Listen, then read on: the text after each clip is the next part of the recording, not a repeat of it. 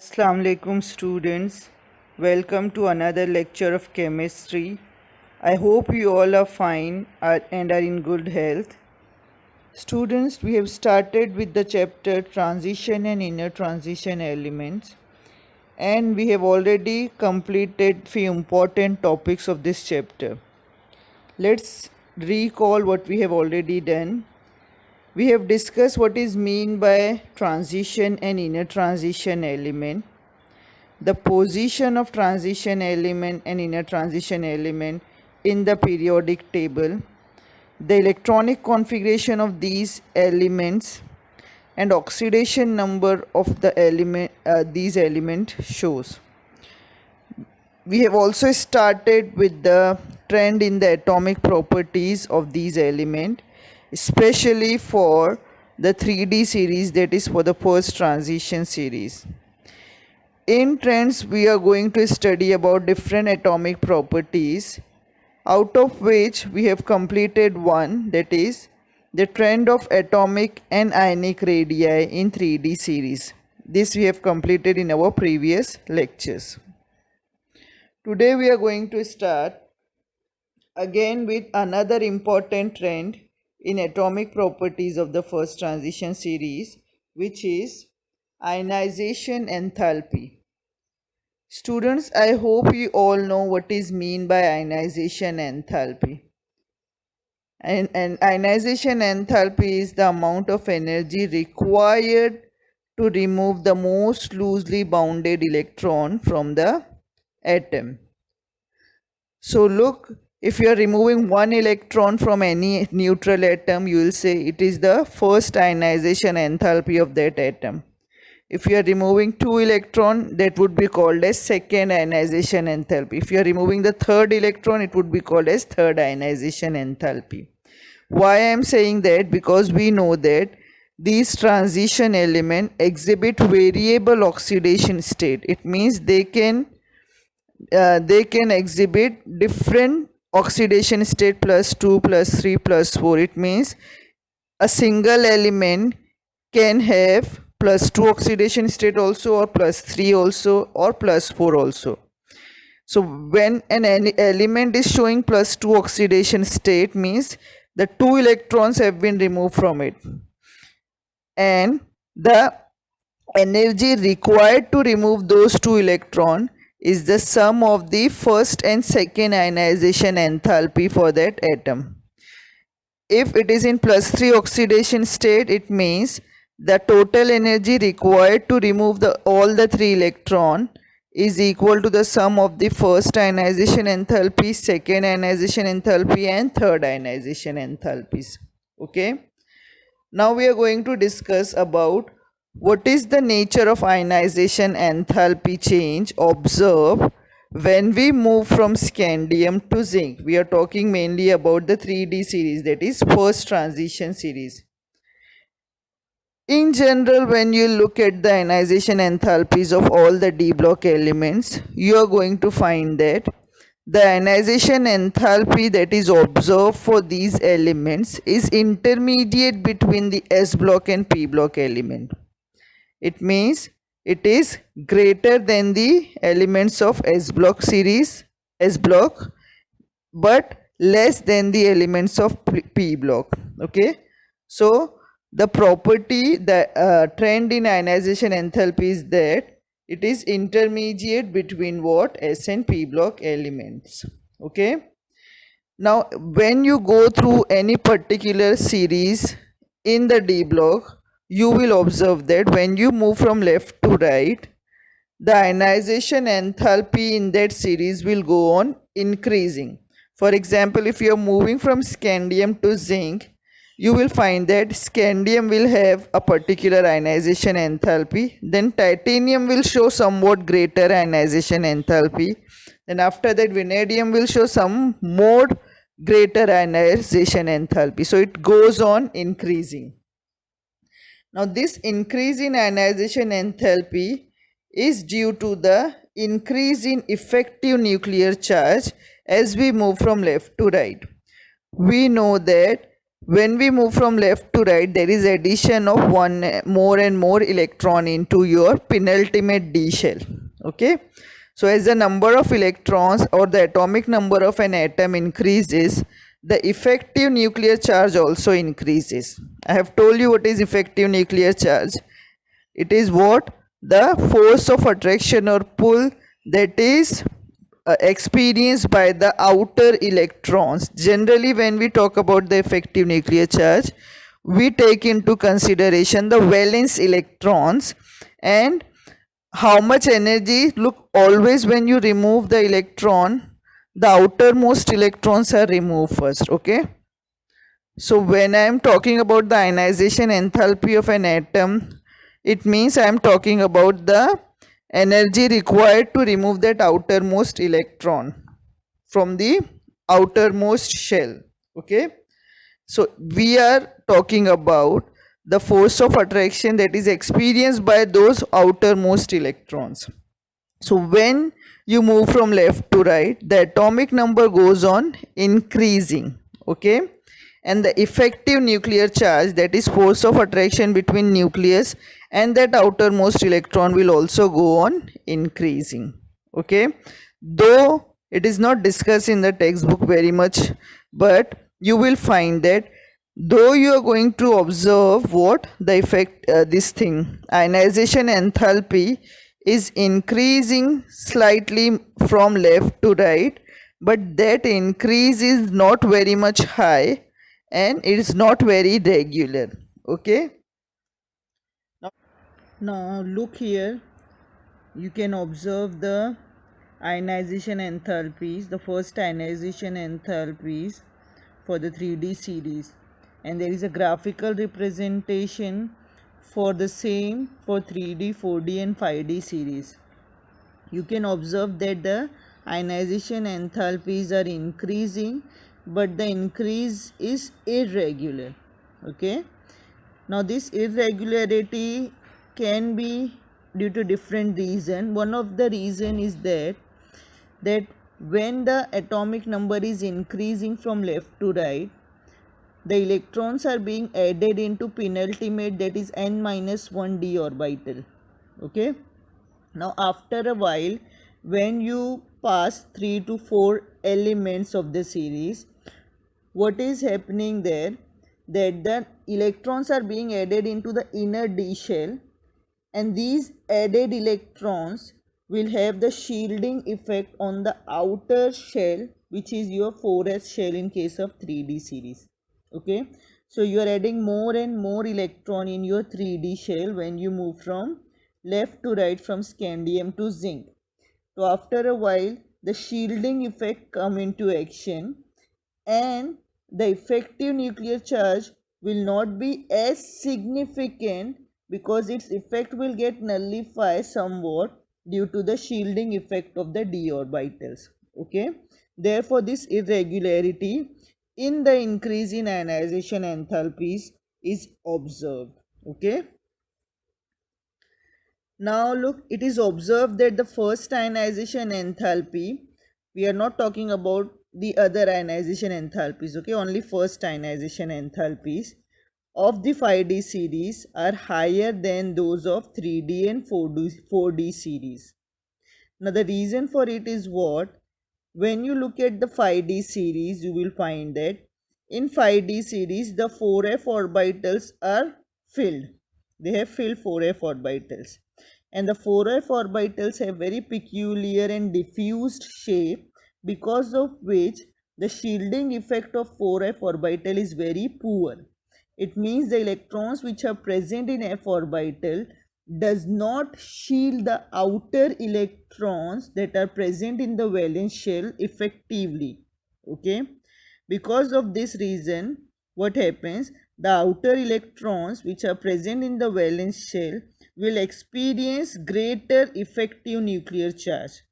Therefore, more energy will be required to remove those electrons from the attraction of the nucleus. Okay, therefore their ionization enthalpies are higher in comparison to the 3D and 4D series. Okay, this can be asked to you, why the elements in the third transition series show higher ionization enthalpies as compared to first and second transition series. So remember, in 5D series or your third transition series, the 4f orbitals are filled with electrons which have very poor shielding effect due to their diffuse shape. Because of the poor shielding effect, what happens? The electrons, the valence electrons, are not shielded properly with the from the effective nuclear charge, and they are tightly bonded or strongly held with the nucleus. Therefore, more energy is required to remove those electrons. Therefore, they show higher ionization enthalpy. Okay. Now let's move to another important property shown by these transition element, which is metallic character. Now we know that all these transition elements exhibit all the properties of the metal. What are the general properties of metal? We know that metals are hard, metals are lustrous, they are good conductor of heat and electricity, they are malleable, ductile, and they show high melting and boiling point. So all these are what general properties of metal which we know. Now why do we observe this general property or metallic character in the transition element? The reason behind why transition elements are most of the transition elements are transition metal is that they have relatively low ionization enthalpy when compared to what your S block elements, and they also have the vacant orbital in the outermost shell. Due to the low ionization enthalpy and vacant d orbital in the outermost shell, these uh, elements, transition elements, can easily form what?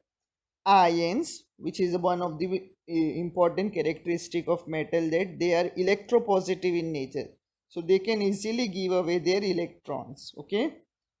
Second, due to the presence of vacant orbital in their outermost shell, these elements can go for covalent and metallic bonding, which is responsible for the hardness of metal. Okay. We find that all these transition elements are quite hard. Why they are hard? Because two types of bonding are observed in them. One is the metallic bonding and the other is what? Covalent bonding, that take place due to the presence of unpaired d electron in the d orbital. Okay. So these orbitals undergo covalent bonding as well as metallic bonding. Okay. And because of which what happens? The metals are very hard. Now we'll observe, when you look at the melting point graph for these elements, you will see that it increases steadily up to D5 in each series. It means what is which element have the D5 configuration in the 3D series? Chromium have the D5 configuration. Okay. So it has the maximum number of unpaired electron in it. So when you move from scandium to chromium, you will observe, and you are analyzing the melting point of these elements, you will observe that the melting point goes on increasing from scandium to chromium. Now this is because as you move from chromium to scandium to chromium, the number of unpaired electron goes on increasing from 1 to 5. Okay. As the number of unpaired electrons are increasing, the number of bonding electron is also increasing. It means scandium can, with one unpaired electron, can make one covalent bond, but chromium with 5 unpaired electron can make 5 covalent bond. Okay. So their chances or the probability of making more and more covalent bond is also increasing. Okay. Now as the number of bonds are increasing, what is happening? The bond strength or the force of attraction between the different atoms of the metal are increasing. They are held more tightly with each other. Therefore, when you want to melt it, if you are melting something, you are breaking the bond between them. Okay, so if you are you are melting, you are breaking that force of attraction. Okay, therefore, from moving from scandium to chromium, we'll observe that the melting point goes on increasing because more and more energy will be required to break the bonding between these metal atoms. Okay, chromium, molybdenum, and tungsten show highest melting point in their respective series. Why do they show highest melting point? Because they have the highest unpaired electron. Therefore, they will have the strongest metallic bonding in them. Okay, and therefore, because of the presence of highest number of unpaired electron and greater metallic bonding, they will show what? Highest melting point in their respective series. Now all these transition metals exhibits one or more common metallic structures such as BCC, body center cube, CCP cubic close pack, HCP hexagonal close pack at normal temperature except for these four elements: manganese, zinc, cadmium and mercury. Now some of these elements you can see here can exhibit more than one type of crystal lattice structure. Now these lattice structures are helpful in the metallic bonding and the hardness of the metal. Okay, so why transition elements are metal? Because they show these lattice structures. Now these are some questions related to our today's topic. Let's see whether we will be able to answer them or not. The first question is, why do transition elements exhibit higher melting point? Now you all should be able to answer that because of the presence of large number of unpaired electrons in the transition element, they are able to form what? Strong metallic bond. Therefore their melting point is high. So the presence of unpaired electron and the vacant d orbitals make it possible to form strong metallic bond, and therefore they will exhibit higher melting point because more energy is required to break the attraction between these metal atoms. Okay, now chromium and copper have exceptionally high ionization enthalpies values than those of their neighbors. When we'll analyze the ionization enthalpies of 3D series, the chromium and copper will show exceptionally high IAP values. The reason is that the chromium have the chromium have D5 configuration and copper exhibit D10 configuration. It means in chromium the d orbital is exactly half filled and in copper the d orbital is completely filled. This half filled and completely filled state of orbital provides extra stability to the atom. Okay, therefore removal of electron from this will cause what? Will cause instability in that stable configuration. The d5 will may become d4, and this thing, the d10 may become d9. So the chromium and copper will show what? Greater ionization enthalpy values than the expected one, because they are going from more stable configuration to less stable configuration. Okay, now the next one is chromium, molybdenum and tungsten have highest melting point. Just now we have discussed that why chromium, molybdenum and tungsten have the highest melting point, because they have highest number of unpaired electron, resulting in greater interionic metal-metal interaction or metallic bonding. Therefore they will show highest melting point in their respective series. Next one is the melting and boiling points of zinc, cadmium and mercury are very low. Why? We know that in zinc, cadmium and mercury, all the d orbitals are completely filled. all of these elements have d10 configuration. So d orbital is completely filled orbital, and as it is completely filled, it does not have any unpaired electron. When there is no unpaired electron, there will be very weak inter atomic interaction between the metal ions. Okay, so the metallic bonding in these element is very weak due to the absence of the unpaired d electrons. Therefore their melting and boiling point is quite low. It means their attraction between the atoms of the zinc and cadmium and the mercury with the atoms of their own kind is weak due to the absence of the unpaired d electrons, and therefore their melting and boiling points are low as compared to the elements of the other elements of the series. The last one is chromium is a hard solid while mercury is liquid. Why? Again student, why chromium is hard? Because it has the very high number of unpaired electron in it, so it can form a very strong metallic bonding. The interatomic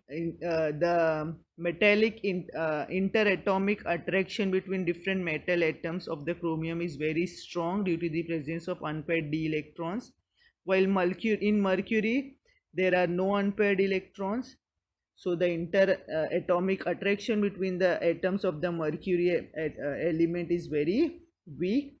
Therefore mercury exists as liquid at room temperature, whereas chromium is a very hard metal. Okay, now these are the different types of questions which can be asked on the topic of metallic character and ionization enthalpies. Okay, hope you all have understood it nicely. Kindly go through your textbook and read it once. Okay, now we'll finish today here only. We'll meet in the next lecture inshallah. Until then, please be safe, take care of yourself. Allah Hafiz.